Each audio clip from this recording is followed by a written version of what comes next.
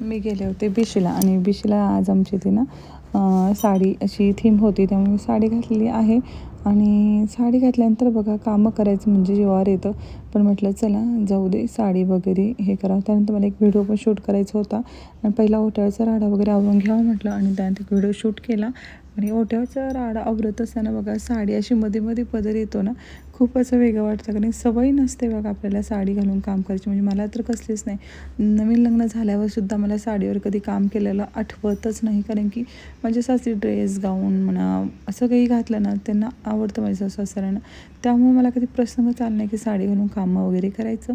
त्यानंतर बघा हे पहिलीच वेळ आहे माझी साडी घालून काम करणं वगैरे, आणि खूपच असं अनकम्फर्टेबल वाटत होतं. पण खरं तर सांगू का, ब्लॉगमध्ये वगैरे बरेच जणांची कमेंट येतात की इथून साडीवरती वगैरे ब्लॉग शूट करत चला.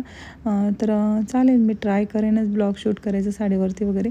थोडंसं मला अनकम्फर्टेबल होते, पण एक दिवस मी नक्कीच तुम्हाला शेअर करेन साडीवरती ब्लॉग पूर्ण शूट करून. आणि त्यानंतर चालू आहे बघा घरातली कामं, कारण की भांड्याचा ढिगारा वगैरे पडलेला होता. तरी जाताना मी अर्धे भांडी डिशवॉशर लावलेलीच होती आणि बाकी बेसिंगमध्ये जी भांडी आहेत ना ते तशीच ठेवून घेतले. कारण धुणार नाही आहे, मी घासणार नाही आहे, कारण की मला एक व्हिडिओ पण शूट करायचा आहे. खूप लेट झाला होता आणि ओट्यावरचं पूर्ण क्लीन करून घेतलं. म्हणजे रात्री कसं माहिती आहे का, थोडं पण खरकट असलेलं मला अजिबात आवडत नाही. आणि असं म्हणतात पण ज्यावेळेस तुमचं रात्री स्वच्छ ओटा असतं ना, लक्ष्मी नांदत असते असं म्हणतात. त्यामुळे मी ओटा साफ केलेला आहे.